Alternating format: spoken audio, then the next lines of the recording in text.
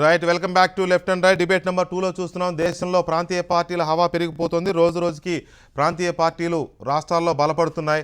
జాతీయ పార్టీలుగా ఉన్న కాంగ్రెస్, బీజేపీలు కూడా ఎదురెత్తుతున్న పరిస్థితి. వామపక్షాలు అయితే అసలు ఎక్కడా సోదులో లేకుండా పోతున్న వాతావరణాన్ని చూస్తున్నాం.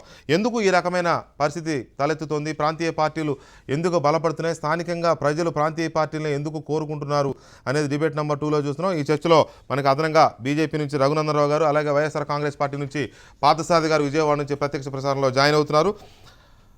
ముందుగా నరసింహరావు గారు, ఎందుకు ప్రాంతీయ పార్టీలు బాగా బలోపేతం అవుతున్నాయి? ఉదాహరణకు మీరు ఒకసారి చూస్తే 29 రాష్ట్రాల్లో కీలకమైన రాష్ట్రాలు దక్షిణాదిలో ఏపీ, తెలంగాణ, తమిళనాడు, ఒరిస్సా, తూర్పులో ఒడిశా, బెంగాల్, బీహార్, పంజాబ్, కాశ్మీర్, యూపీ, బీహార్ లాంటి పెద్ద రాష్ట్రాలు. ఇంతో దేశ రాజకీయాలను ప్రభావితం చేయడమే కాదు, నంబర్లో కూడా దాదాపు 400 పైచిలకు స్థానాలు ఉన్న రాష్ట్రాల్లో దాదాపు ప్రాంతీయ పార్టీలు ఎక్కువగా ఉన్నాయి. ఎందుకు ప్రాంతీయ పార్టీలు ఇంతగా బలపడుతున్నాయి? ప్రాంతీయ పార్టీలు అన్నది ఒక దేశవ్యాప్తంగా పసిపెట్లో చూసి ప్రాంతీయ పార్టీలు అంటున్నాం, కానీ రాష్ట్రానికి సంబంధించిన జాతీయ పార్టీ వాళ్ళ పార్టీ ఆ జాతికి సంబంధించిన పార్టీ. పైగా వాళ్ళ పూర్వం మన భారతదేశాన్ని బ్రిటిష్ వాళ్ళు పరిపాలించారు, ఫ్రెంచ్ వాళ్ళు పరిపాలించారు, డచ్ వాళ్ళు పరిపాలించారు. వాళ్ళకి దేశానికి సంబంధం లేదు, కేవలం పరిపాలన కోసం వచ్చిన వాళ్ళు పరిపాలించేసి దేశాన్ని దోచుకుపోయారు. వాళ్ళ జాతీయ పార్టీలు ప్రజలంతా అట్టా చూస్తున్నారు. జాతీయ పార్టీలకు చెప్పుకున్న వాటిని సిపిఎం ఇప్పుడు అంతరించిపోయినాయి. కాంగ్రెస్ దాదాపు భూస్థాపితం అయిపోయింది. ఒక బీజేపీ మాత్రమే మిగిలింది. బీజేపీ కూడా ఎక్కడ మిగిలింది? ఒక 5-6 రాష్ట్రాల్లో మాత్రమే మిగిలింది. ఎక్కడ కాంగ్రెస్ ఉంటుందో అక్కడే బీజేపీ ఉంది. ప్రాంతీయ పార్టీలతో పోటీపడి బీజేపీ గెలిచిన సందర్భం ఒక్కటి కూడా లేదు. ప్రాంతీయ పార్టీతో పోటీపడి బీజేపీ గెలవలేదు కూడా. వాళ్ళు కాంగ్రెస్ అధికారంలో ఉన్న రాష్ట్రాల్లోనే బీజేపీ మనుగడ ఉంటుంది. బీజేపీ ఉన్న చోట కాంగ్రెస్ ప్రధాన ప్రతిపక్షంగా ఉంది. వాళ్ళ గుజరాత్ కానీ, మధ్యప్రదేశ్ కానీ, రాజస్థాన్ కానీ ఎక్కడైనా సరే వాళ్ళ ఈ శాఖ వాళ్ళ బీహార్ ఎన్నికలు మీకు తెలియజెబుతున్న విషయం ఏంటంటే, జాతీయ పార్టీల శాఖ ముగిసిపోయింది. ప్రాంతీయ పార్టీలు రాబోయే రోజుల్లో ఢిల్లీ కూడా బీజేపీ కాంగ్రెస్ వదిలేసి ఒక ఆమ్ ఆద్మీ పార్టీ అనే వైపు వెళ్ళిపోయారు. బీహార్లో కూడా అంతే. ఢిల్లీలో ఓటమి కాదు ఈ పార్టీలకి, రెండింటికి తిరస్కరణ. కాంగ్రెస్ పార్టీ 0, అలాగే బీజేపీకి 3 సీట్లు, ఆల్మోస్ట్ 0. బీజేపీకి ఆల్మోస్ట్ 0, 3 సీట్లు 70లో. అందువలన ఈ తిరస్కరిస్తున్నారు, అన్ని చోట్ల కూడా తిరస్కరిస్తున్నారు. లోకల్ పార్టీస్తో పోటీ పడి జాతీయ పార్టీలు గెలవలేవు. ఎందువల్లంటే లోకల్ యాస్పిరేషన్స్ వేరు, లోకల్ ఇది వేరు. అలా ఒక పార్టీలో, పెద్ద పార్టీలో టికెట్ ఎలా ఇచ్చేవాళ్ళు?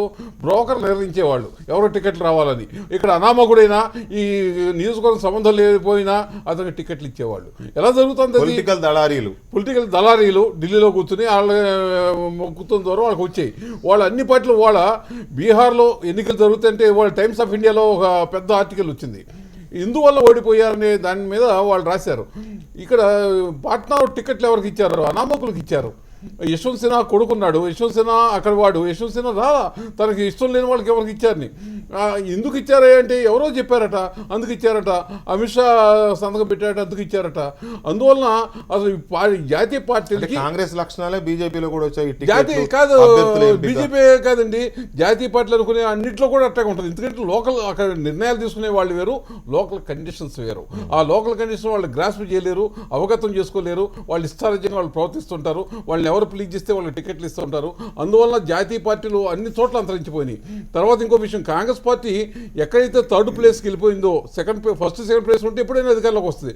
3rd ప్లేస్కి వెళ్ళగానే మరుక్షణమే 4th ప్లేస్కి, 5th ప్లేస్కి, 6th ప్లేస్కి వెళ్ళిపోతుంది.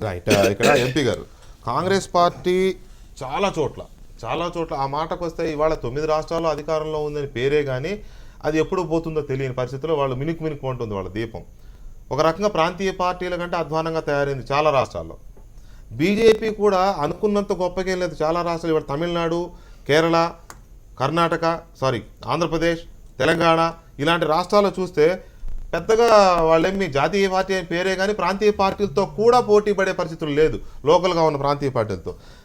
బీజేపీ మీరు నాకు డిబేట్ నెంబర్ 1లో మీరు అంటూ ఫెడరలిజానికి సంబంధించి వాళ్ళు ఒక నిర్వచనం చెప్పారు మేనిఫెస్టోలో, అది ఇంప్లిమెంట్ చేస్తామని చెప్పారు. కానీ అలా చేయకపోవడం వల్ల ఈ పరిస్థితి వచ్చింది అని. నిజంగా ప్రాంతీయ పార్టీలు ఎందుకే బలపడుతున్నాయా?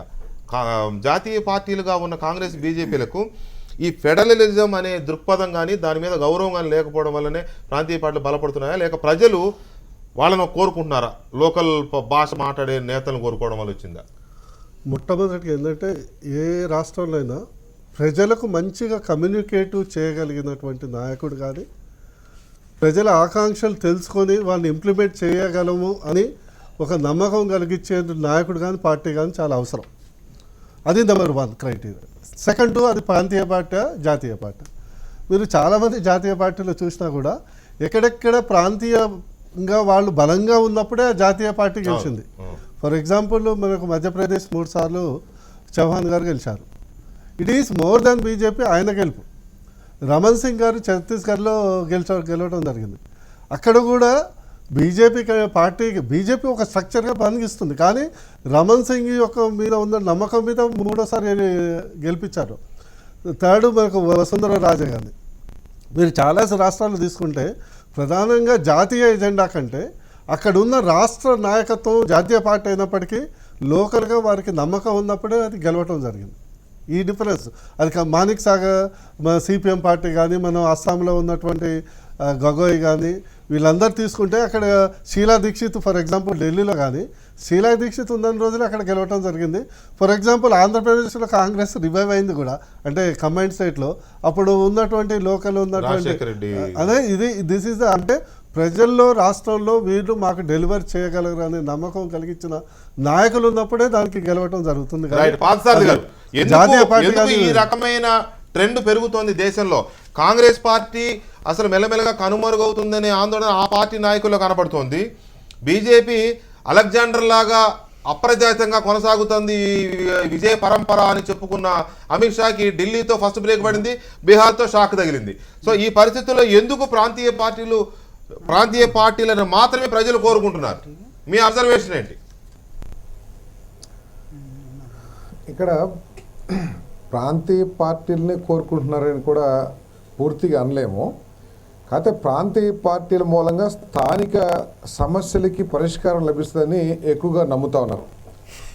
అంతేకాకుండా ఇప్పుడు ఈ రిజల్ట్స్ని చూస్తే ఇంతకు ముందు ఉన్న విధంగా గాలి రాజకీయాలు అంటే చరిస్మా రాజకీయాలకి రోజులు పోయినాయి. ఇంతకుముందు ఇందిరాగాంధీ గారి పేరు మీద ఎటువంటిది చేసినా అది నడుచుకుంటా పోయేది. అట్లాగే తర్వాత రాజీవ్ గాంధీ గారి కానీ అట్లా వచ్చింది. ఇప్పుడు ఏంటంటే ఎవరైతే డెలివర్ చేయగలరో వాళ్ళు ఎవ్రీ ఇయర్ కూడా మానిటర్ చేస్తున్నారు. ఓటర్ కూడా ఏమి చెప్పాడు, ఏం చేస్తున్నాడు. ఒకవేళ ఎన్నికలు లేకపోతే వాళ్ళు వచ్చి రోడ్డు మీదకి వచ్చి ఏం గొడవలు చేయకపోవచ్చు, లేదా ధర్నాలు చేయకపోవచ్చు, కానీ చాలా కీన్గా అబ్జర్వ్ చేస్తున్నారు. ఏ పార్టీ అయినా ఏ నాయకుడైనా చెప్పింది ఏమిటి, చేస్తుంది ఏమిటి అనే దాని మీద మాత్రం చాలా దృష్టి పెడతారని చెప్పేసి నేను మనం చేస్తాను. తప్పుకోకుండా నేషనల్ పార్టీస్కి కొంత ప్రాధాన్యత తగ్గుతున్న మాట వాస్తవం. ఎందుకంటే ఇంతకుముందు ఈ నేషనల్ రాజకీయ పార్టీలన్నీ కూడా ఆయా రాష్ట్రాల్లోని బలమైన సామాజిక వర్గాల నాయకత్వంలో ఉండేవి. కానీ ఈరోజు ఏమైందంటే ఆ బలమైన సామాజిక వర్గాలన్నీ కూడా ఇందాక మీరు అన్నారు ఒక్కొక్క పొలిటికల్ పార్టీ ఒక్కొక్క ప్రెస్ పెట్టుకుందని చెప్పేసి, ఒక్కొక్క టీవీ ఛానల్ కానీ లేదా ఒక పేపర్ పెట్టుకున్నారు. అట్లాగే బలమైన రాజకీయ మన సామాజిక వర్గాలన్నీ కూడా లోకల్గా పార్టీలను ఏర్పాటు చేసుకున్నాయి. సో కాబట్టి ఇవన్నీ కూడా జాతీయ పార్టీల ప్రాధాన్యతను తగ్గించే విధంగా ఉంది. At the same time goods deliver చేస్తే అంటే ప్రామిసెస్ని కానీ సంక్షేమాన్ని కానీ విస్మరించకుండా పరిపాలన చేస్తే గెలవని చెప్పడానికి కూడా అవకాశం లేదు. ఎందుకంటే మనం మధ్యప్రదేశ్ చూస్తూ ఉన్నాం, అది నేషనల్ పార్టీ 3 సార్లు గెలిచింది. ఇక్కడ ఒక 16 నెలల క్రితం బీజేపీ గెలిచింది పార్లమెంట్కి. ఇప్పుడు స్టేట్కి వచ్చేదానికి దాన్ని ఓడగొట్టేశారు. అంటే ఈ 16 నెలల్లో మోడీ గారి దగ్గర నుంచి ఏదైతే ఆశించారో అది సక్సెస్ కాలేదు. ప్రజలు ఎక్స్పెక్ట్ చేసిన దాన్ని ఆయన డెలివర్ చేయలేకపోయాడు కాబట్టి ఓడిపోయారని చెప్పేసి నేను భావిస్తా ఉన్నాను. ఏదేమైనా కూడా ప్రాంతీయ పార్టీల బలం మాత్రం పెరుగుతుంది. అన్ని సామాజిక వర్గాలు కూడా రాజకీయాల్లో ప్రాధాన్యతని కోరుకుంటూ వాళ్ళ లోకల్ పార్టీల బలవంతానికి అదొక కారణం. రైట్. ప్రభాకర్ గారు ఏంటి మీ అబ్జర్వేషన్ ఏంటి? ప్రాంతీయ పార్టీలు నిజానికి దక్షిణాదిలో అయితే అసలు ప్రాంతీయ పార్టీలదే పూర్తిగా పెత్తనం. నార్త్లో కూడా ఆ ట్రెండ్ కంటిన్యూ పెరుగుతుంది. నార్త్లో కూడా మనం ఒకసారి చూసినట్టయితే ఢిల్లీ నుంచి చూసుకుంటే ట్రెండ్ పెరుగుతుంది, ప్రాంతీయ పార్టీలు బలోపేతం అవుతున్నాయి. ఎందుకు ఈ రకమైన ట్రెండ్ వస్తుంది? కాంగ్రెస్ తర్వాత బీజేపీ కూడా ఆ రకమైన ఇబ్బందులు పడుతుంది. అంటే మనం దీన్ని కొద్దిగా సుదీర్ఘంగా కొంచెం ఒక 60 సంవత్సరాలు వెనక్కి వెళ్ళి ముందుకు వస్తే ఇక్కడ ఒక జటిలమైనటువంటి విషయం ఒకటి కనపడుతుంది. స్వతంత్రం అనే పేరుతోటి బ్రిటిష్ వాళ్ళు వెళ్ళిపోయిన తర్వాత అప్పుడులో వచ్చినటువంటి నేషనల్ పార్టీ కాంగ్రెస్. ఆ కాంగ్రెస్లో ఉన్నటువంటి కొంతమంది పెద్ద నాయకులు, వాళ్ళల్లో వచ్చినటువంటి డిస్ప్యూట్స్, ఆ డిస్ప్యూట్స్ వల్ల విడిపోయినటువంటి కాంగ్రెస్ నుంచి వచ్చినటువంటి కొంతమంది నాయకులు, అది కాంగ్రెస్ అనండి, జనతా అనండి, బీజేపీ అనండి, తర్వాత ఏమైనానండి, వీటితోటి ఒక 3 decades ఈ రెండిటితోటి చూసినటువంటి దేశ ప్రజలు, ప్రధానంగా ఈ ప్రాంతీయ పార్టీలో ఆరంభం కానీ బిగినింగ్ కానీ మీరు దక్షిణ భారతదేశంలో మెడ్రాస్లో చూడొచ్చు. ఒక సెల్ఫ్ రెస్పెక్ట్ అనే ఒక నినాదంతో బయటకు వచ్చినటువంటి లీడర్స్, వాళ్ళు ఆ ప్రాంతాల్లో ఒక డామినెంట్ ఫోర్స్గా ఎదిగి ఎలక్షన్స్ని ఎప్పుడైతే ప్రభావితం చేశారో అక్కడి నుంచి ప్రాంతీయ పార్టీల ప్రభావం కొనసాగుతూ వచ్చింది. ఈ ప్రాంతీయ పార్టీలు ఈరోజు ఎక్కడ దాకా వచ్చాయంటే నేషనల్ పార్టీస్ కూడా ప్రాంతీయ పార్టీలకి సెకండ్లోనో థర్డ్లోనో వెనక నుంచి వీళ్ళ నీడన ఉంటేనే తప్ప మనం ఎదగలేము అనే దశలోకి ఈరోజు నేషనల్ పార్టీస్ వచ్చాయి. ఈ నేషనల్ పార్టీస్ అన్నీ కూడా, లేకపోతే ప్రాంతీయ పార్టీలన్నీ కూడా ఒక స్వరూపం ఏంటంటే, భారతదేశంలో మనం అనుకోవటానికి ఇవన్నీ కూడా చాలా డెమోక్రటిక్గా కనపడతాయి, కానీ లీడర్ సెంటర్ పార్టీస్. మీరు తెలుగుదేశం పార్టీ ఎన్టీ రామారావుతో ప్రారంభమైన, లేకపోతే కాంగ్రెస్ పార్టీ మహాత్మా గాంధీ తర్వాత జవహర్లాల్ నెహ్రూతో ప్రారంభమైన, ఈరోజు కాంగ్రెస్ని చూడండి, గాంధీ కుటుంబాన్ని తప్ప రెండవ కుటుంబాన్ని ఎక్కడ కూడా మనం ఈ రోజు వరకు ముందు చెప్పలేకపోతున్నాం. ప్రజలు అంగీకరిస్తున్నారా? జాతీయ పార్టీ అయినా ప్రాంతీయ పార్టీ లక్షణాలు అంటే లీడర్ సెంటర్ పార్టీ, నాయకత్వం ఒకడే లీడర్ ఉంటాడు. అదేవిధంగా మీరు బీజేపీని కూడా తీసుకోండి. బీజేపీలో వాళ్ళు ప్రొజెక్ట్ చేసింది వాజ్పేయిని, ఆ తర్వాత ప్రొజెక్ట్ చేయాలనుకున్న అద్వానీ, కాకపోతే నరేంద్ర మోడీని. అంతేకాని దీనికి ఒక నేషనల్ కాన్సెప్షువల్ కలరింగ్ అనేది ఆర్ఎస్ఎస్ ఉన్నా, లేకపోతే నేషనల్ ఇంటిగ్రేషన్ తోటి ఉన్నటువంటి చాలామంది ఉన్నా ఒక లీడర్నే ప్రొజెక్ట్ చేయడం జరిగింది. ఏ విధంగా అయితే భారతదేశంలో లీడర్ సెంటర్ పాలిటిక్స్ వచ్చేసాయో నేషనల్ పార్టీస్లో కానీ, అట్ ద సేమ్ టైం ప్రాంతీయ పార్టీల్లో కానీ, ఇవన్నీ రకరకాల ఊహలతోటి విభేదాలతోటి ముందుకెళ్తున్న నేపథ్యంలో ఈరోజు పరిస్థితి మీరు చూడండి.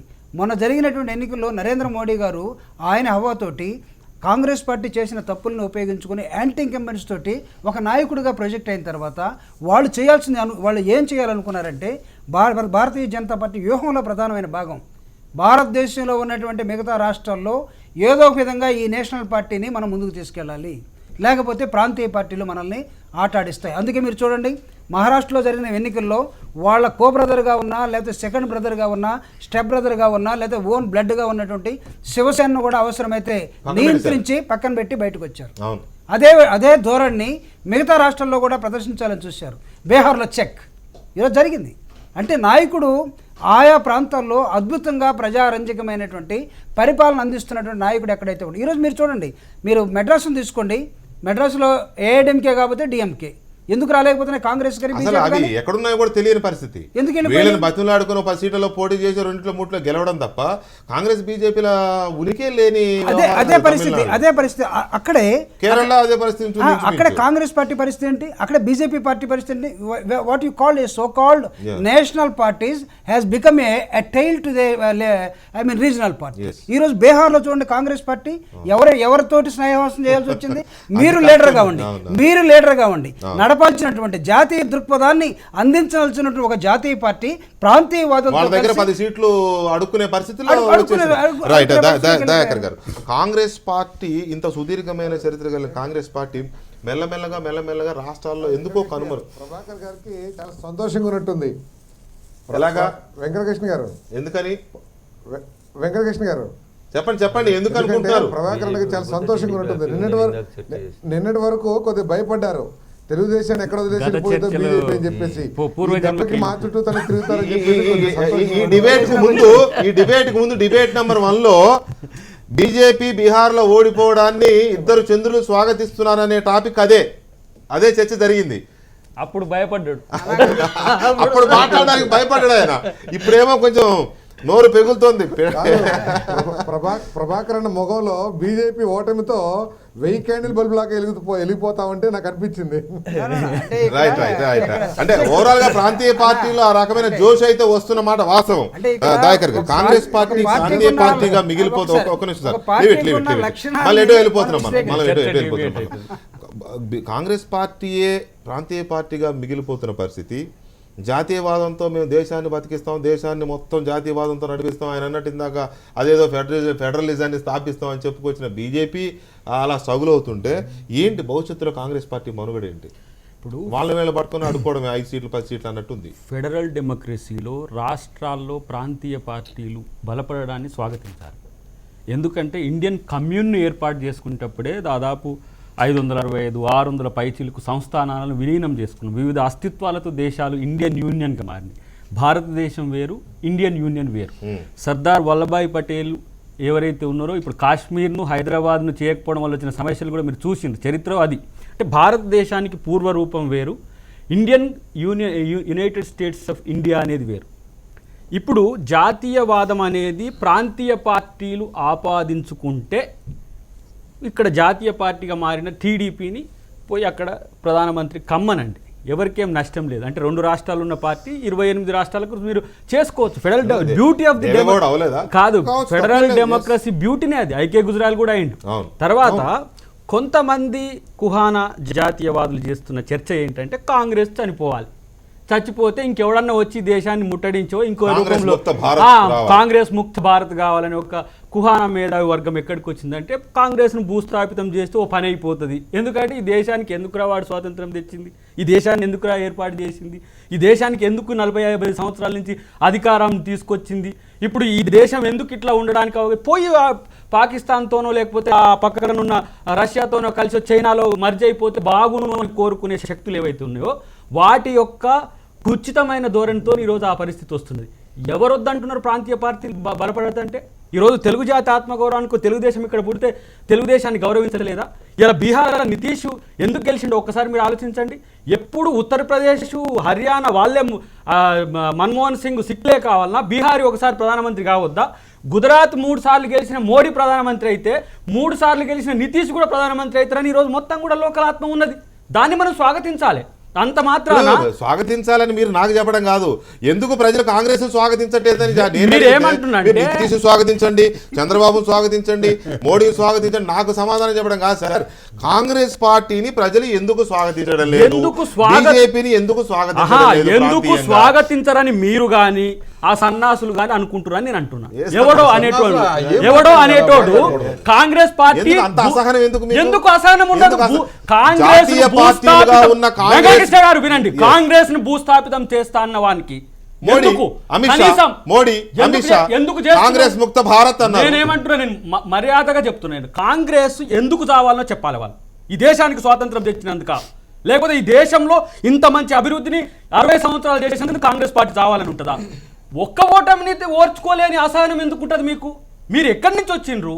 ఎవరైనా సరే ప్రాంతీయ పార్టీలతో సహా ఎప్పుడు వచ్చింది టీడీపీ, ఎప్పుడు వచ్చింది ఎన్సీపీ, ఎప్పుడు వచ్చింది మా నుంచి విడిపోయిన వాళ్ళు కూడా ఈరోజు రాష్ట్రాలు పరిపాలిస్తున్నారు. కనీస కృతజ్ఞత ఉండకపోతే ఎట్లా?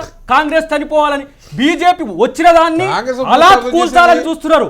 బీజేపీ వస్తే జాతీయవాదం మళ్ళీ నిలబడుతుందేమని కూడా కుట్రల వాళ్ళలో ఉంది. దయచేసి కాంగ్రెస్ భూస్థాపితం చేస్తుంది మోడీ వల్ల కాదు, ఎవరు మీలాంటి వాళ్ళ వల్ల ఎంత మొత్తుకున్నా కాదు. మీకు అయ్యప్ప మీ వల్ల వారన్నారు భూస్థాపితం అని అన్నారు. అన్నది కాంగ్రెస్ ను భూస్థాపితం చేయడము మోడీ వల్ల లేకపోతే అమిత్ షా వల్ల కాదు. మీరు వినలేదండి. I know about the intention of the Narasimha Rao గారు. నేను చెప్తున్నా, మాట్లాడేటప్పుడు పార్టీల గురించి మాట్లాడేటప్పుడు జాగ్రత్తగా మాట్లాడాలి. ఎప్పుడైనా సరే you are the single person, right? అది వ్యవస్థ.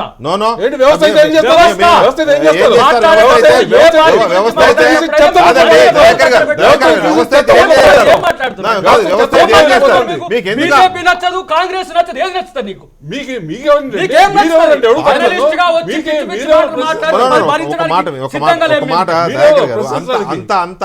సోనియా గాంధీ లేకపోతే కాంగ్రెస్ పార్టీ విష్ఫుల్ థింకింగ్, సరే విష్ఫుల్ థింకింగ్ లేకపోతే ఇంకో థింకింగ్ పక్కన పెడితే భారతదేశంలో రాజకీయ ముఖ చిత్రం రోజు రోజుకి ఒక మాట వినండి దయచేసి ఆవేశం వద్దు, అసహనం వద్దు, ప్లీజ్ దయచేసి అర్థం చేసుకోండి. భారతదేశంలో రాజకీయ చిత్రం మారిపోతూ ఉంది. ఎక్కడెక్కడ పార్టీల్లో ఉన్న వాళ్ళు ప్రాంతీయ పార్టీలకు వెళ్ళిపోతున్నారు, పార్టీలు మారిపోతున్నారు.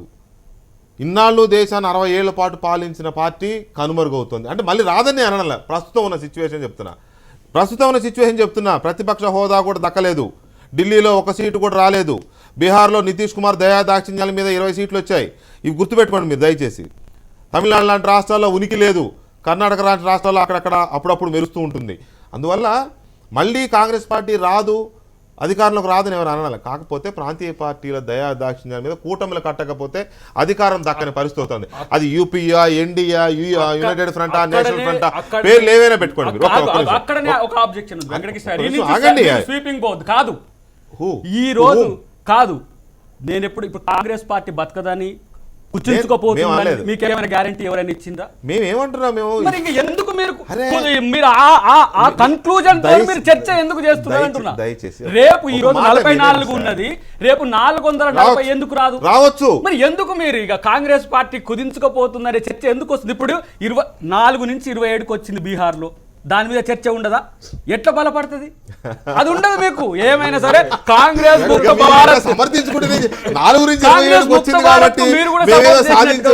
సాధించామని చెప్పి ఆయన మీద, నా మీద, వారి మీద అటాక్ చేయడం కాదు. జాతీయవాదాన్ని కించపరిచే మాటలు మాట్లాడు. ఎవరు కించపరిచారు? ఎందుకంటే ప్రాంతీయ పార్టీలను మీరు బలపరచుకోండి. జాతీయ పార్టీలు కుదించుకోపోతున్నాయని చర్చ తీసుకురావడం ద్వారా కోపము, అసహనము ఉంటే బీజేపీ మీద వెళ్ళగక్కండి. ఎందుకంటే కాంగ్రెస్ ముక్త భారత్ అనే స్లోగన్ బీజేపీది. అది నరసింహరావు గారితో, వెంకటకృష్ణతో, కాంగ్రెస్ ముక్త భారత్ చర్చ కాదు. జాతీయ పార్టీల ప్రభావం తగ్గి దాన్ని చేసింది మీరు. ప్రాంతీయ పార్టీల హవా పెరుగుతున్నప్పుడు జాతీయ పార్టీలు ఉండవనే చర్చ మీరు ఇప్పుడు పెట్టిండ్రు. ముందు ముందు ఎలా ఉంటుంది అనేది నా చర్చ. నేను అదే అంటున్నా. రేపు ఇవాళ ప్రాంతీయ అస్తిత్వాలతో ఉన్న ప్రాంతీయ పార్టీలు బలపడ్డప్పుడు కూడా జాతీయ స్థాయిలో కూటమి జరుగుతుంది అనేది తేలాలి కదా. ఎప్పుడో రావడం కాదు, ఇప్పుడే వస్తుంది. ఎప్పుడో రావడం కాదు, ఇప్పుడే వస్తుంది. ఎందుకు ఈ రకంగా ప్రాంతీయ పార్టీలు బాధపడుతున్నాయని వస్తుంది. ఒకే విషయం మళ్ళీ రిమైండ్ చేస్తున్నా. కాంగ్రెస్ పార్టీ చరిత్రలో గత 40 ఏళ్ల చరిత్రలో 3వ స్థానానికి వెళ్ళాక మళ్ళీ కోలుకోవటం ఎక్కడైనా జరిగిందా? తమిళనాడులో, ఉత్తరప్రదేశ్ 3వ స్థానానికి అంతే. That's all. 3వ స్థానానికి వెళ్ళాక జరగల.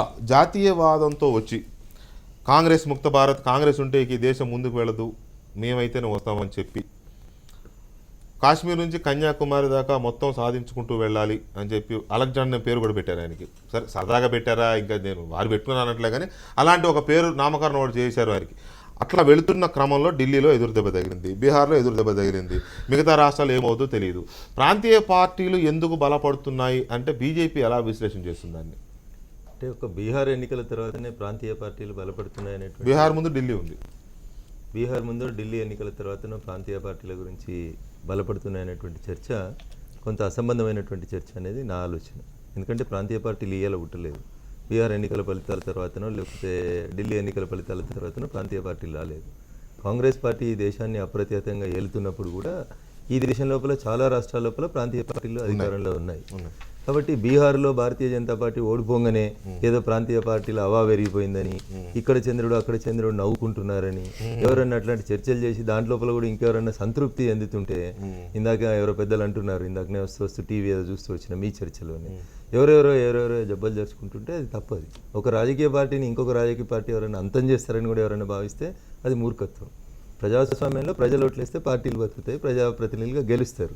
అంతేగాని రఘునందన్ రావు పోయి వెంకటకృష్ణ కాంగ్రెస్ ముక్త భారత్ అని ఏ మూర్ఖత్వంతో అన్నారు? మూర్ఖత్వం కాదు, వినాలి మీరు. అది కాంగ్రెస్ అంతం చేయడం అనేది మూర్ఖత్వం మీరు అన్నప్పుడు కాంగ్రెస్ ముక్త భారత్ అనేది మూర్ఖత్వం కాదా? మీరు అన్న ప్రశ్నకి మీరే చెప్పండి. వినాలి సార్, ప్రశ్న అడిగే హక్కు మీకు ఎంత ఉందో సమాధానం వినే అన్నదాంట్లోనే పదం వాడినప్పుడు. కాంగ్రెస్ ముక్త భారత్ అంటే కాంగ్రెస్ ని చంపేయమని పిలిపియలేదు. కాంగ్రెస్ రహిత భారతదేశం ఉంటే ఈ అవినీతి కుంభకోణాలు ఆగిపోతాయని ఒక నిర్మూలించడమే కదా. ఓడిపోతే కూడా నిర్మూలించారు. వారేమో తిరస్కరణ అంటారు, మీరేమో హత్య అంటారు, ఇంకొకరేమో ఇంకొకటి అంటారు. సరే, నానా పదాలు, నానా అర్థాలు, తెలుగులో ఒక పదానికి పర్యాయ పదాలు చాలా ఉంటాయి వెంకటకృష్ణ గారు. మేము అన్నది ఏంటంటే కాంగ్రెస్ ముక్త్ భారత్ అంటే ఈ ఎన్నికలలో మీరు కాంగ్రెస్ను ఓడించి కాంగ్రెస్ పరిపాలన నుంచి ఈ దేశానికి విముక్తి కలిగిస్తే ఈ కుంభకోణాలు ఆగిపోతాయి అనేది ఆ స్లోగన్ యొక్క అర్థం. మేము ఆ స్లోగన్ రాసుకున్న రోజు. సరే, మీ ఇంటర్ప్రిటేషన్ మీకు ఎట్లా కనబడవచ్చు, దయాకర్ గారి ఇంటర్ప్రిటేషన్ అదే. నేను ఒక పదం వాడినప్పుడు దాని అర్థం మీకు తోచినట్టు మీరు వాడుకుంటారు. చిన్నప్పుడు ఒక చెవిటి కుటుంబం పంచాయతీ ఉంది. ఇప్పుడు సమయం లేదు కానీ మీరు నాకు అవకాశం ఇస్తే ఒక భార్య చెవిటిది, భర్త చెవిటిది, వాళ్ళ తల్లి చెవిటిది, వాళ్ళ కూతురు కూడా చెవిటిదట. భర్త దగ్గరికి రైతు ఆయన పొలంలో వ్యవసాయం చేస్తున్నప్పుడు ఒక పెద్ద మనిషి, మీలాంటి పెద్ద మనిషి పోతూ ఏదో పలకరిస్తాడు, ఏం రామయ్య బాగున్నావు అంటే ఆయన చెవిటి ఆయన కాబట్టి ఏం వినబడదు కాబట్టి ఆయన ఏమంటాడంటే నో నేను ఎట్టి పరిస్థితులలో నా ఎడ్లు అమ్మను, నువ్వు 2 లక్షలు కదా 5 లక్షలు ఇచ్చినా నా ఎడ్లు అమ్మను అన్నాడు అన్నట్టు. అంటే ఆయన ఉద్దేశం ఏంది, ఆయన మనసులో ఉన్న భావన అది, మీ మనసులో ఉన్న భావన అది కాబట్టి మీరు అట్లే ఆలోచిస్తారు. సార్ దేశం మొత్తం చెవిటిది ఇప్పుడు మీ దృష్టిలో. వెంకటకృష్ణ గారు మీరు ఇందాక చర్చలు కూడా అట్లే మీరు ఇప్పుడు అలాగే మాట్లాడుతున్నారు. మీరు కుటుంబం మొత్తం చెవిటి కుటుంబం అని అంటే వచ్చిన రైతు మోడీ గారు అయి ఉండాలా, కుటుంబం మొత్తం దేశం అయి ఉండాలా? మీరు అలాగే మాట్లాడుతున్నారు. ప్రశ్నించే ప్రతివాడు చెవిటి వాడనో లేకపోతే దాన్ని విశ్లేషించే ప్రతివాడు చెవిటి వాడనో మాట్లాడితే మేము చేయగలిగింది ఏం లేదు. నేను ఆ కథ మొత్తం చెప్పడానికి మీరు అవకాశం ఇవ్వాల్సిందే. ఎట్లా అవసరం లేదు, టైం లేదు. అందుకే కథలు వాస్తవాలే చెప్తున్నాం. భారతీయ జనతా పార్టీ ఢిల్లీలో ఓడిపోంగనో లేకపోతే బీహార్లో ఓడిపోంగనో ప్రాంతీయ పార్టీలు పుట్టుకొచ్చినాయని ఎవరన్నా దానికి సంకల్ కుద్దుకొని సమాధానాలు చెప్తుంటే అది వారి విఘ్నత వదిలేస్తాం. మళ్ళీ చెప్తా ఉన్నాం మేము, భారతీయ జనతా పార్టీ ఈ దేశంలో పుట్టే కంటే ముందు 1980 కంటే ముందు కూడా ఈ దేశంలో ప్రాంతీయ పార్టీలు ఉన్నాయి. అది వాళ్ళు తెలుసుకోవాల్సినటువంటి విషయం. ఎవరైనా రాజకీయ పార్టీలైనా విశ్లేషకులైనా మీరైనా ఇంకొకరైనా మేము పుట్టిందే 1980లో. మా తర్వాత 3 ఏళ్ళకి తెలుగుదేశం పార్టీ పుట్టింది. ప్రాంతీయ పార్టీగా పుట్టిందా జాతీయ పార్టీగా పుట్టిందా 1983 ఎట్లా పుట్టిందో కూడా చూసినాం. పెద్దలందరూ కూడా ఒకసారి మళ్ళీ క్యాసెట్ రివైండ్ చేసుకొని చూడాల్సింది ఏంటంటే ఒక దశలో తెలుగుదేశం పార్టీ కూడా పార్లమెంట్లో అన్నిటికంటే పెద్ద పార్టీగా నిలుస్తున్నది. ఒక ప్రాంతీయ పార్టీ అయిన తెలుగుదేశం కూడా ఈ దేశంలో పార్లమెంట్లో ప్రధాన ప్రతిపక్షంగా ఉంది. ప్రజలు తీర్పు అదే చెప్తా ఉన్నా నేను. ప్రజలు వ్యక్తుల్ని అతి చేస్తారని చెప్తలేను నేను. రాజకీయ పార్టీని వారు ఓట్లేస్తే గెలుస్తారు, అధికారంలో ఉంటారు, లేకపోతే లేదు. నేను ఇంకొక రాజకీయ పార్టీని పొందబెడతాను అని ఎవరైనా భ్రమపడితే అది భ్రమనే అవుతుందని చెప్పదలుచుకున్నాను నేను మీకు. అది మీరు అర్థం చేసుకోవాల్సినటువంటి అంశం. రైట్, మీరు ఇన్ ద సెన్స్ మాట్లాడుతున్నటువంటి పెద్దలు అర్థం చేసుకోవాల్సిన విషయం అది. రెండోది, ఇకపోతే ఆంధ్రప్రదేశ్లో ఏముండే, ప్రాంతీయ పార్టీలు ఎట్లా ఉండే, ఢిల్లీలో ఎట్లా ఉండే, బీహార్లో ఏముండే. బీహార్లో మేము ఎప్పుడు అధికారంలో లేము వెంకటకృష్ణ గారు. బీహార్లో భారతీయ జనతా పార్టీ ఏ రోజు అధికారంలో లేదు. ఒక నిమిషం సార్, యాజ్ ఏ పార్టీగా ఇండిపెండెంట్ నేను చెప్తాను సార్. నాకు తెలుసు సార్, ఆ మాత్రం తెలియని ఎల్కేజీ వాళ్ళం కాదు సార్ మేము. మాకు తెలుసు నితీష్ గారు మాతో ఉన్నప్పుడు, మాతో పొత్తుతోటి ఉన్నప్పుడు అధికారంలోకి వచ్చిండ్రు. భారతీయ జనతా పార్టీ మంచితనం ఏమన్నా నితీష్ని కాపాడితే, వారు చెప్పినట్టు ప్రాంతీయ పార్టీలే పెద్ద గొప్ప అయితే, నితీష్ గారు 100% నరసింహారావు గారు చెప్పినట్టు శ్రీరామచంద్రుడే అయితే, ఎందుకు మరి లాలూ ప్రసాద్ తోటి పొత్తు పెట్టుకోవాల్సి వచ్చింది? ఎందుకు కాంగ్రెస్ తోటి పొత్తు పెట్టుకోవాల్సి వచ్చింది? ఒకవేళ నిజంగా ఆయనకు ప్రజలు అండదండలు ఉంటే ఆయనను చంపుకొని 150 సీట్లకి వెళ్ళి 100 సీట్లకి ఎందుకు పోటీ చేసిండు? నాకు కూడా డౌట్ వస్తుంది. నిజంగా ప్రాంతీయ పార్టీలే అంత బలంగా ఉంటే నిన్నటిదాకా తిట్టుకున్న లాలూతోటి నువ్వు ఎందుకు పొత్తు పెట్టుకున్నావు? నిన్న సిబిఐ కోర్టును దొంగ అని చెప్పినటువంటి వ్యక్తితో ఎందుకు పొత్తు పెట్టుకున్నావు? మరి ఆయనకు ప్రజలు ఎందుకు ఓట్లు వేసిరంటే నేను అదే చెప్తా ఉన్నా. ప్రజలు ఓట్లు వేయడం వేరు, వ్యక్తులు ఆత్మహత్యలు చేసుకోవడం వేరు, రాజకీయ పార్టీలు ఆత్మహత్యలు చేసుకోవడం వేరు. కాబట్టి ప్రాంతీయ పార్టీలు బీహార్లో భారతీయ జనతా పార్టీ ఓడిపోగానే ఏదో అయిపోతుంది, ఇక జాతీయ పార్టీల శకం ముగిసింది అని అంటే 2019 ఎన్నికలలో 2 జాతీయ పార్టీలు ఉంటాయి. ప్రాంతీయ పార్టీలకు ఎందుకు అవకాశం ఇస్తారు ప్రజలంటే, ఉదాహరణకి కాంగ్రెస్ మొన్నటిదాకా అధికారంలో ఉంది. మహారాష్ట్రలో బాబ్లీ ప్రాజెక్టు కడుతున్నారు, మహారాష్ట్రలో కాంగ్రెస్ అధికారంలో ఉంది. ఆంధ్రప్రదేశ్లో కూడా కాంగ్రెస్ పార్టీ అధికారంలో ఉండి ఆ రోజు ఉమ్మడి ఆంధ్రప్రదేశ్ ఉంది. బాబ్లీ కట్టి తీరుతామని మహారాష్ట్ర కాంగ్రెస్ ప్రభుత్వం అన్నది, బాబ్లీని ఆపుతామని చెప్పి తెలంగాణ ఆంధ్రప్రదేశ్ కాంగ్రెస్ ప్రభుత్వం అన్నది. ఈ ఇబ్బంది జాతీయ పార్టీలో ఖచ్చితంగా వస్తుంది. అట్లాంటప్పుడు ఇందాక బూరు నరసింహ గారు ఒక మాట మాట్లాడినారు ముందటి చర్చ లోపల. ఏమని? ప్రాంతీయ అవసరాల రీత్యా ప్రాంతీయంగా ఉండేటువంటి సమస్యల్ని ప్రాంతీయ పార్టీలే బాగా పరిష్కరించగలుగుతాయనేటువంటి సందేహం ప్రజలకు ఎప్పుడు వస్తుంటే ఇట్లాంటి ఇష్యూస్ వచ్చినప్పుడు. ఏమనాలి జాతీయ పార్టీగా బాబ్లీ విషయం లోపల కాంగ్రెస్? బాబ్లీ కట్టుకోనని మహారాష్ట్రలో చెప్పాలి, ఇక్కడ ఆపుని అని చెప్పి ఆంధ్రప్రదేశ్లో చెప్పాలి. తెలంగాణ ఇస్తామని తెలంగాణ కాంగ్రెస్ నాయకులకు చెప్పాలి, ఆంధ్రప్రదేశ్ నాయకులకు మీరు సమైక్యాంధ్ర ఉద్యమం చేయాలని చెప్పాలి. ఇట్లా కొన్ని ఏ జాతీయ పార్టీకైనా కొన్ని ఇబ్బందులు ఉంటాయి అనేది వాస్తవం. వాస్తవాన్ని మేము వాస్తవంగా స్వీకరించాలి. ఇప్పుడు ఏదో కారణం చేత అయితే ప్రాంతీయ పార్టీలు ఏదో కారణంగా బలపడుతున్నాయని మీరు ఒప్పుకున్నారు కదా. జాతీయ కాదంట సార్, మీ ఆర్గ్యుమెంట్ కరెక్ట్ కాబట్టి నేను కంక్లూజన్ జాతీయ పార్టీలు వివిధ రాష్ట్రాల్లో ప్రాంతీయ పార్టీలు బాగా బలంగా ఉంటే నితీష్ గారు లాలూ ప్రసాద్ యాదవ్ గారితో పొత్తు పెట్టుకోరు. నిజంగా ఆయన పరిపాలన మీద, ఆయన సచ్చీలత మీద, ఆయన బలంగా లేకపోతే బీజేపీ ఆయనతో పొత్తు పెట్టుకోదు. ఆయన బలంగా లేకపోతే బీజేపీ ఆయనతో పొత్తు పెట్టుకుని 10 ఏళ్ళు ఊరే కదా. జాతీయ పార్టీలైనా ప్రాంతీయ పార్టీలైనా ఎవరైనా అంతే. నేను అదే చెప్తా ఉన్నా మీకు, మీరు మళ్ళీ వినండి. అక్కడ తెలుగుదేశం పార్టీ అంత బలంగా ఉండి ఉంటే ఆంధ్రప్రదేశ్లో కూడా భారతీయ జనతా పార్టీతో పొత్తు పెట్టుకోవచ్చు సార్. పొత్తులు ఎందుకు వస్తున్నాయి, ఒక ఎన్నికలకు పొత్తు ఎందుకు ఉంటుంది, ఎందుకు పోతుంది అనేది మీరేమో ఆ కోణంలో చూస్తున్నారు, మేము ఇంకో కోణంలో చెప్తున్నాం. జాతీయ పార్టీలు బలంగా ఉంటే స్థానికంగా ఉండే ప్రాంతీయ పార్టీలతో ఎందుకు పొత్తు పెట్టుకుంటున్నారని మేము అనుకుంటున్నాం. నేను ఏమంటున్నానంటే సార్, ఈ దేశానికి ప్రధానమంత్రిగా ఎవరు ఉండాలి అనేటువంటి సందర్భం వచ్చినప్పుడు దేశ ప్రజలు నరేంద్ర మోడీ గారిని కోరుకున్నారు.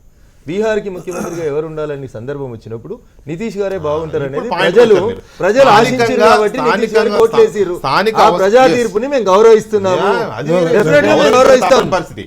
అది గౌరవించక ఎవరైనా గౌరవించాలి, తప్పదు, నేను కాదంటలే. అయితే రాష్ట్రాలలో స్థానికంగా మీరు అన్నట్టు సమస్యలు కావచ్చు, లేకపోతే స్థానికంగా ఉండే నాయకత్వాలు కావచ్చు, వీళ్ళైతే మాకు ముఖ్యమంత్రిగా ఉంటే బాగుంటుంది, దేశంలో రాహుల్ గాంధీ లేదా నరేంద్ర మోడీ ఆప్షన్ వచ్చినప్పుడు మోడీ అయితే బాగుంటుంది, ఇలాంటి ఆప్షన్స్ ఎంచుకుంటున్నప్పటికీ కూడా నర్సయ్య గౌడ్ గారు, రాష్ట్రాల్లో ప్రాంతీయ పార్టీలు, జాతీయ స్థాయిలో జాతీయ పార్టీలు ఒకటో రెండో పార్టీలు ఉండి పూర్తి స్థాయిలో మెజార్టీ తెచ్చుకోలేక కూటములు కట్టి లేదా మిత్రధర్మంతో కూటములు కట్టడం వల్ల దేశానికి లాభమా నష్టమా? మొట్టమొదటిగా ఏంటంటే ఇప్పుడు ప్రాంతీయ పార్టీ ఏదో దేశానికి వ్యతిరేకంగానో, జాతీయ పార్టీ ఒక్కటే దేశానికి మంచి చేసేదనో. మంచి చేసే అనేది అలాంటి సమస్య ఉండకూడదు. ఎందుకంటే దేశంలో ఏ పార్టీ ఉన్నా కూడా భారతదేశ ప్రతి ఒక్కడు జాతీయ సమైక్యతను కానీ జాతీయ రక్షణ మాత్రం 100% కోరుకుంటారు. అవును. ఆ డౌట్ మాత్రం ఎవరు రావద్దు. సెకండ్ ఏంటంటే ఏ లీడర్ వచ్చిన జాతీయ పార్టీ లీడర్ వచ్చినా ఏదో స్టేట్ నుంచే వస్తాడు. అవును. జాతీయంగా కానీ ప్రత్యేకంగా వేరే దేశాల నుంచో పైనుంచో పుట్టుకరారు కదా. మోడీ గారు వచ్చినా కూడా గుజరాత్ నుంచి వచ్చిండ్రు, లేకుంటే బీహార్ నుంచి ఇంకోటి రావచ్చు, లేకుంటే యూపీ నుంచి రాజీవ్ గాంధీ రావచ్చు. అంతే, రాష్ట్రాల నుంచే వస్తారు కానీ ఏదో పక్క నుంచి వేరే దేశాల నుంచి వేరే దేశాల నుంచి పైనుంచో ఊడిపడ్డారు. నెంబర్ 1. సెకండ్ ఏంటంటే రఘునందన్ అన్నట్లు ఏంటంటే ప్రజలు కూడా ఒక విజ్ఞతతో ఓటేస్తున్నారండి. ఎప్పుడైనా రాష్ట్రాలకు వచ్చే వరకు దే వాంట్ సమ్ ఫేస్. ఈయన మా ముఖ్యమంత్రి, ఈయన మాకు పాలిస్తాడు, ఈయన మాకు నమ్మకం కలిగిస్తున్నాడు, is going to be accountable. BJP చేసిన తప్పు ఏంటంటే 2 ఎలక్షన్స్లో అటు ఢిల్లీలో కానీ ఇటు బీహార్లో చేసింది, వాళ్ళు ఉన్న ఓటు కూడా అంటే మొదట్లో ఉన్న దానికంటే రాను పడిపోవటం. ఎందుకంటే బీహార్ని ఎవరు పాలిస్తారనేది ప్రజలకు ఒక క్వశ్చన్ మార్క్ అయింది. ఇప్పుడు మన జరిగినటువంటి ఢిల్లీలో కూడా అంత ఘోరంగా వాళ్ళకి 38% ఉన్న ఓటు బ్యాంకు మొత్తం, అంటే అంత ముందుకు ఎలక్షన్లో ఏదైతే ఓటు బ్యాంకు పర్సంటేజ్ ఉందో అంతే వచ్చినప్పటికీ కేవలం 3 సీట్లే రావడానికి ప్రధాన కారణం ఏంటంటే ప్రధానంగా ఏదో చీఫ్ మినిస్టర్ క్యాండిడేట్ ఏదైతే ఉన్నారో మారటంతో చాలా బీజేపీలో ఉన్నటువంటి నాయకులు, బీజేపీ కార్యకర్తలే దానికి వ్యతిరేకంగా ఢిల్లీలో జీర్ణించుకోలేకపోతే వ్యతిరేకంగా పనిచేశారు. బీహార్లో కూడా చాలా వరకు జరిగింది. ఇప్పుడు క్వశ్చన్ ఏంటంటే అక్కడ వచ్చినప్పుడు డెవలప్మెంట్ ఎజెండా వచ్చినప్పుడు నితీష్ డెవలప్మెంటే మాట్లాడుతుండు, మోడీ గారు డెవలప్మెంటే మాట్లాడుతున్నారు. అసలు బీహార్లో ఎవరు డెవలప్మెంట్ చేస్తారు అనే క్వశ్చన్ కూడా వచ్చింది. సెకండ్ ఏంటంటే బీహారీ కావాలా అనే క్వశ్చన్ వచ్చింది. అక్కడే చాలా వరకు వచ్చింది. థర్డ్ ఏంటంటే కాస్ట్ ఈక్వేషన్స్ కూడా డిఫరెంట్ వచ్చినాయి. మరి అదే మనకు నేషనల్ ఎలక్షన్లో పనిచేయలే కదా. ఆ కాస్ట్ ఈక్వేషన్లో స్వీప్గా మొత్తం మోడీకి ఎందుకు వేశారు? ఇప్పుడు బీహార్లో మోడీని అప్పుడు ఈ నేషనల్ ఎలక్షన్స్ అయినప్పటికీ, జాతీయ పార్టీది అయినప్పటికీ ఆయన ఒక ఓబీసీ క్యాండిడేట్గా ప్రొజెక్ట్ చేశారు నేషనల్ ఎలక్షన్లో. యూపీలో ఫర్ ఎగ్జాంపుల్ సమాజ్వాదీకి ఇంత పార్టీ కానీ మన బీఎస్పీకి ఉన్నా కూడా హోల్సేల్గా మనకు మోడీ గారికి ఇవ్వటం జరిగింది. అంటే ఈ విఘ్నతతోనే ప్రజలు జాతీయ పార్టీ ఏది కావాలనుకున్నప్పుడు దాన్ని వేస్తున్నారు. అంటే ఎంపీకి, ఎమ్మెల్యేకు ప్రజల దృష్టిలో చాలా విచక్షణంగా ఓటు వేయడం జరుగుతుంది. పాతసారథి గారు, జాతీయ పార్టీలుగా ఉన్న కాంగ్రెస్ కానీ బీజేపీ కానీ ఎప్పుడు అధికారంలో ఉన్నా రాష్ట్రాలకు అన్యాయం జరుగుతోంది. ప్రత్యేకించి ఉత్తర భారతంలోని కొన్ని రాష్ట్రాలకే గుర్తింపు దొరుకుతూ ఉంటుంది. అండ్ ఎవరైతే ఆ అధికార పార్టీ, జాతీయ పార్టీలుగా ఉన్న పార్టీలకు సంబంధించిన నాయకులు, మంత్రులుగా ఉంటే వారి రాష్ట్రాలకు మాత్రమే పథకాలు ఇవ్వడం, ఉదాహరణకు రైల్వే లాంటివి కానీ, లేకపోతే ఇతరత్ర స్కీములు కానీ వాటికి ఎక్కువ ఇవ్వడం, మిగతా పార్టీల అధికారంలో ఉన్న రాష్ట్రాలకి చిన్నచూపు చూడడం, ఈ నేపథ్యం, లేకపోతే మీరు అన్నట్టు ఇందాక ఆత్మగౌరవం అనే కొన్ని స్లోగన్స్ రావడం, వీటి వల్లనే మనం ప్రాంతీయ పార్టీలు పుట్టుకురావడం, బలపడడం, జాతీయ పార్టీలను పూర్తిగా అసలు ఉనికి లేకుండా చేసేయడం అనేది జరుగుతుంది అనుకోవచ్చా? వివక్ష వల్ల, జాతీయ పార్టీల వివక్ష వల్ల ప్రాంతీయ పార్టీలు పుట్టుకురావడం, బలపడడం జరుగుతుందని అనుకోవచ్చా? అట్లా అనుకోలేమండి. తప్పకుండా అది కొంత కారణం. ఎందుకంటే రాష్ట్రాలు ఇప్పుడు తెలుగుదేశం పార్టీ ఆంధ్రప్రదేశ్లో పుట్టిందంటే తెలుగు ఆత్మగౌరవం పేరు మీద వచ్చిన మాట వాస్తవమే. ఈ జాతీయ పార్టీలు స్థానిక సమస్యలకి పరిష్కారం చూపించలేకపోతా ఉన్నాయి. వాళ్ళు ఏదో నేషనల్ పాలిటిక్స్ మీద లేకపోతే ఇంటర్నేషనల్ పాలసీస్ మీద చేస్తారేమో కానీ లోకల్ సమస్యలు ఏదైతే ఉన్నాయో వాటిని పరిష్కరించడంలో నేషనల్ పార్టీస్ అంతా సక్సెస్ కావట్లేదు అనేది కూడా ఒక వాస్తవం. తర్వాత అట్లాగే నేషనల్ పార్టీస్ ఉన్నప్పుడు మీరు కాంగ్రెస్ పార్టీ ఇందాక మీరు అనేది కరెక్టే, కొన్ని ఉత్తరాంధ్రకి ఉత్తర ఎక్కువ భారతం. ప్రాముఖ్యత ఉంటాం. బీజేపీలో కూడా అట్లాగే జరుగుతూ ఉంది. ఉత్తరాంధ్రలకి ఉత్తరాంధ్ర కాదండి, ఉత్తర భారతదేశంలో రాష్ట్రాలకి ఎక్కువ ప్రాముఖ్యత ఇవ్వటం కానివ్వండి, లేదా ఎక్కువ ప్రాజెక్ట్ ఇవ్వటం కానీ, కొంత దక్షిణ భారతదేశాన్ని కొంత నెగ్లెక్ట్ చేస్తారనే భావన కాంగ్రెస్ పార్టీలో బీజేపీలో కూడా ఉంది. ఏదేమైనా కూడా ప్రాంతీయ పార్టీలు వచ్చిన తర్వాత ప్రాంతీయ సమస్యలు ఎక్కువగా అడ్రస్ అవుతున్నాయి. కరెక్ట్. తర్వాత సంక్షేమం మీద ఇటువంటి సంక్షేమ కార్యక్రమాలు ఏదైతే ఉన్నాయో వాటి మీద ఎక్కువగా ప్రాంతీయ పార్టీలు ఎక్కువ చేస్తున్నాయి కాబట్టి ప్రాంతీయ పార్టీల నాయకత్వం పెరుగుతుందని చెప్పేసి నేను భావిస్తాను. ప్రభాకర్ గారు. యా. అంటే ఇక్కడ ప్రధానమైనటువంటి ఒక అంశాన్ని మనం మర్చిపోకూడదు. విభిన్న ప్రాంతాలు, విభిన్న కులాలు, విభిన్నటువంటి జాతులు, భాషలు ఇవన్నీ మిళితమైనటువంటి దేశం ఉంది. వీటన్నిటికీ నేషనల్ లెవెల్లో ఒక థింకర్గా ఉండి స్టేట్స్మెన్గా ఉండగలిగినటువంటి నాయకత్వం ఇటీవల కాలంలో లోపించినట్టుగా కనపడింది. అంటే స్వతంత్ర భారత పోరాటం తర్వాత మనం ఒక ప్రధానమంత్రిగా ఒక వ్యక్తిని ప్రొజెక్ట్ చేస్తే ఆ వ్యక్తి ఒక స్టేట్స్మెన్గా ఉండేటువంటి లక్షణాలను కలిగి ఉండేటువంటి నాయకత్వం అప్పుడు ఉండేది. ఇప్పుడు ఏమైందంటే అది రాను రాను తగ్గిపోయింది. అందుకే ఇక్కడ డాక్టర్ బాబాసాహెబ్ అంబేద్కర్ గారు ఓటు అనేది ఎలక్షన్ వచ్చినప్పుడు ఓటర్కి ఒక అంశం ఇస్తాడు. మీరు ఎన్నుకునే ఒక వ్యక్తికి ఎలాంటి లక్షణాలు ఉండాలో మీరు జాగ్రత్తగా పరిశీలించి మీరు ఓటేయమంటాడు.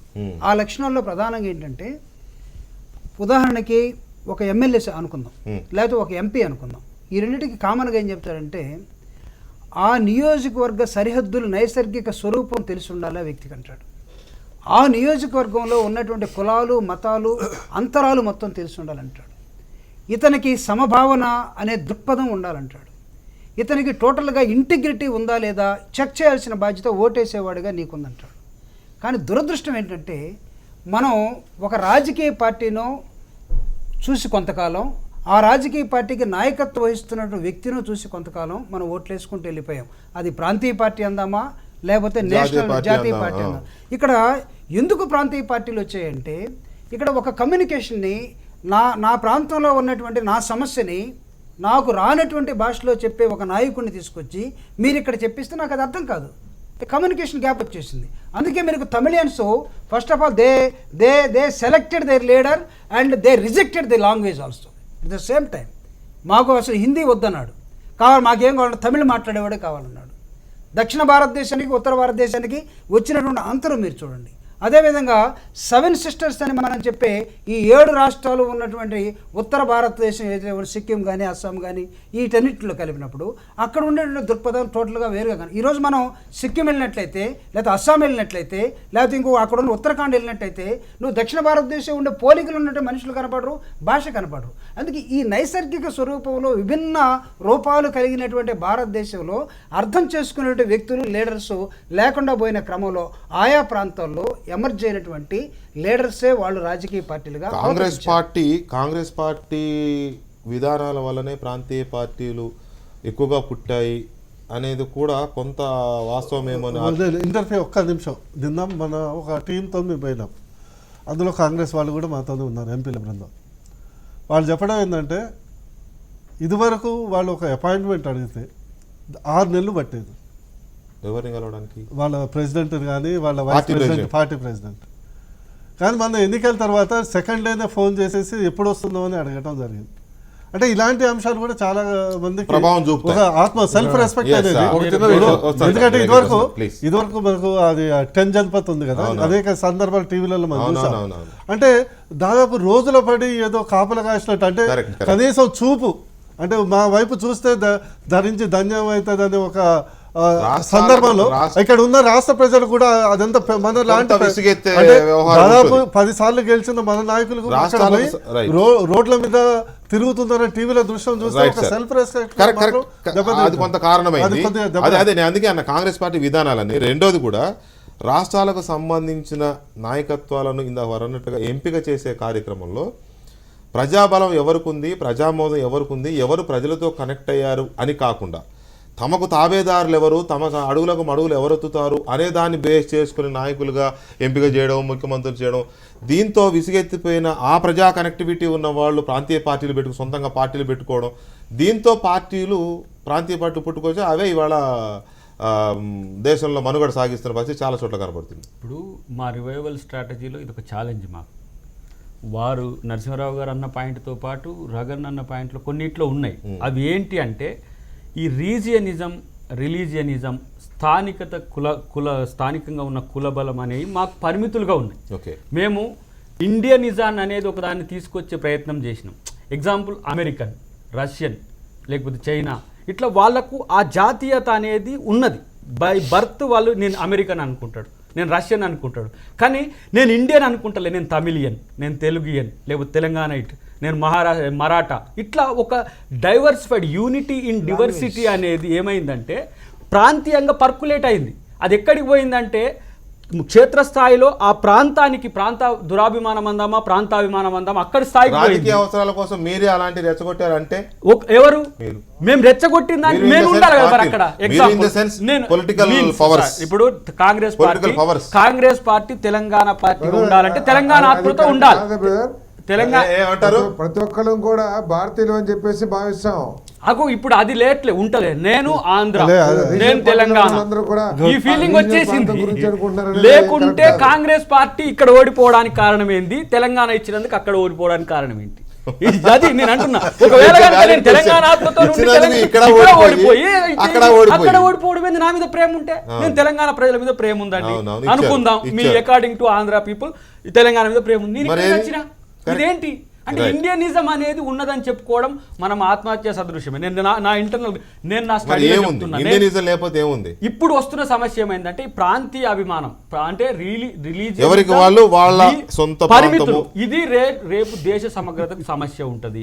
రేపు ఎదురుదాడి దాకినాక కానీ జాతీయ భావాలతో ఉన్న పార్టీల యొక్క ప్రయోగం అవసరమని ప్రజలు భావించే రోజు భవిష్యత్తులో ఉన్నదనే అంశాన్ని గుర్తుపెట్టుకుంటే జాతీయ పార్టీలను నేనేమంటున్నా, అందుకనే ముందు చెప్పిన ప్రాంతీయ పార్టీల యొక్క పుట్టుకను డెమోక్రసీ పర్కోలేట్ అవడానికి, డెమోక్రసీ మరింత క్షేత్రస్థాయికి పోవడంగా స్వాగతించాలి. ఉండాల్సిన అవసరం ఉంటుంది. రఘునందన్ గారు, జాతీయ పార్టీలు కాస్త పోయి ప్రాంతీయ పార్టీలు బాధపడడం వల్లనే ఈ కూటములు వచ్చాయి. అది యూపీ అనండి, యునైటెడ్ ఫ్రంట్ అనండి, యూడిఎఫ్ నేషనల్ ఫ్రంట్ అనివ్వండి, లేకపోతే ఇప్పుడున్న ఎన్డీఏ అనివ్వండి, ఏదైనా ప్రాంతీయ పార్టీలు బలపడడం వల్ల, జాతీయ పార్టీలు బలహీనమవడం వల్ల నంబర్ కోసం కలిసి కూటములుగా ఏర్పడి పెట్టుకున్న మాట వాస్తవం. ఇప్పుడున్న ఈ పరిస్థితుల్లో మెల్లమెల్లగా ఇది థర్డ్ ఫ్రంట్ వైపు ఏమైనా దారితీసే అవకాశం ఉందా?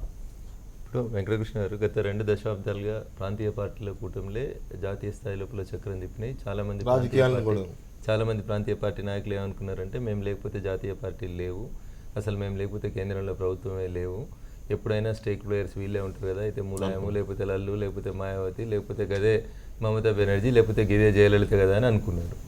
వాళ్ళందరికీ ఒక 2014 పార్లమెంట్కి జరిగినటువంటి ఎన్నికలు ఒక రకమైనటువంటి ఫలితాన్ని చూపెట్టినాయి. ఇందాక దయాకర్ గారు చెప్పినట్టు ఎవరు ఆయన ఇండియన్ అని భావిస్తలేరు అనేది కొంతవరకు వాస్తవానికి దూరంగా ఉంది. మేబీ తెలంగాణ ఉద్యమం జరుగుతున్నప్పుడు నేను తెలంగాణ మీరు ఆంధ్ర అనేటువంటి ఫీలింగ్ ఏమైనా ప్రజలకు వచ్చి ఉంటుంది ఉద్యమ టైంలో కాబట్టి. కానీ ఇన్ టోటల్గా ఇండియన్ అనేది ప్రజలలో ఉన్నటువంటి భావం, జాతీయతవాదం ఉంది. కొందరికి లేకపోవచ్చు, సరే దాన్ని మనము తప్పు పట్టడానికి కూడా లేదు. అది సో నేనేమంటున్నానంటే, దేశ అవసరాల రీతి అవసరం వచ్చినప్పుడు జాతీయ పార్టీలకు ప్రజలు ఓట్లు వేస్తూనే వస్తున్నారు.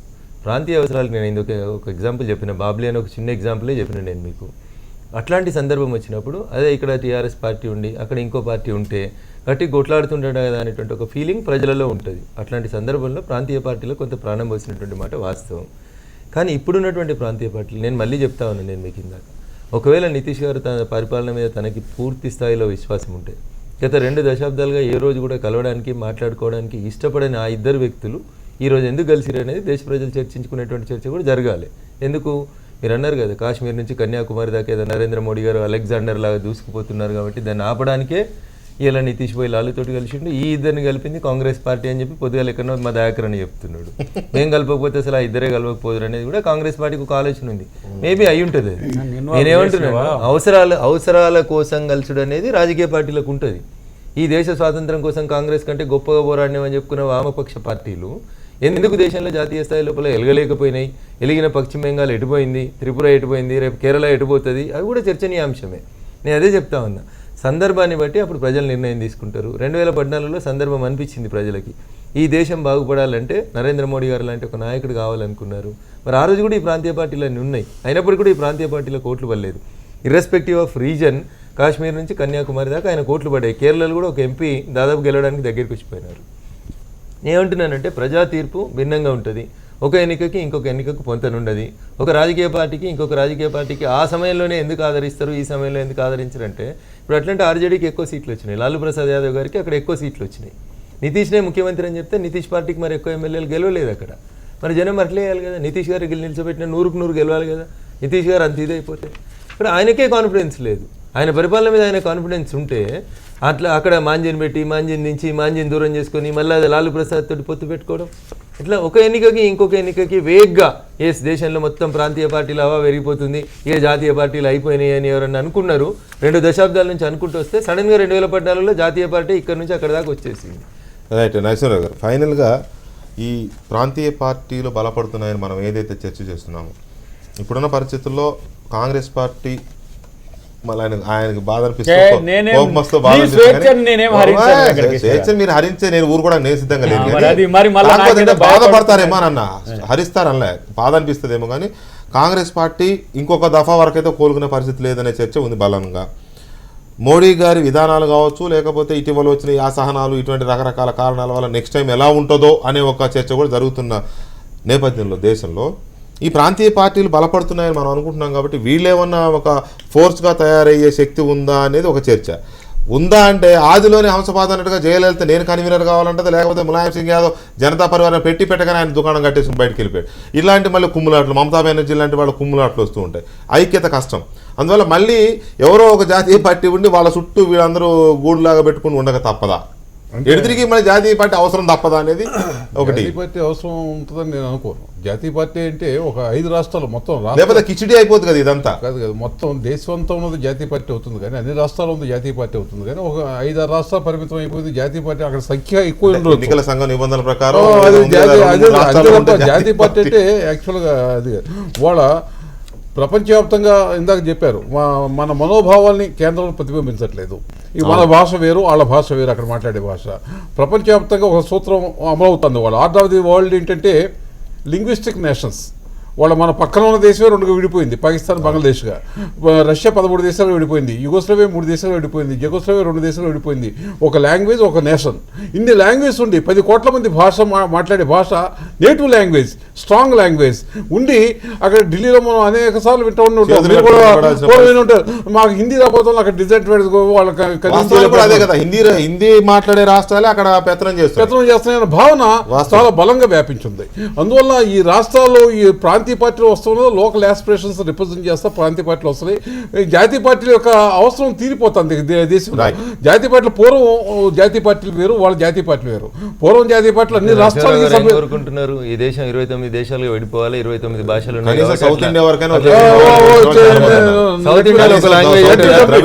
మనం పోయి తెలుగు ఇంగ్లీష్ మాట్లాడినా హిందీ మాట్లాడినా తమిళనాడు వాళ్ళు మాట్లాడారు.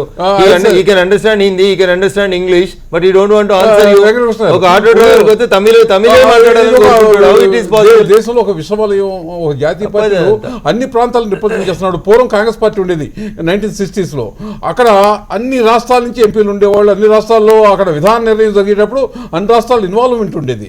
వాళ్ళ చాలా ఇప్పుడు 2 జాతీయ పార్టీలు వాళ్ళు మనం చెప్పుకోలేదు, సిపిఎం చెప్పుకోవట్లా. ఈ 2 జాతీయ పార్టీలకి అన్ని రాష్ట్రాల నుంచి అంత ఈక్వల్ రిప్రజెంటేషన్ లేదు. వాళ్ళ మధ్యప్రదేశ్లో ఉన్న రిప్రజెంటేషన్, లేక ఉత్తరప్రదేశ్లో ఉన్న రిప్రజెంటేషన్ ఈ 2 పార్టీలకు ఒకే రాష్ట్రాల నుంచి ఉంది.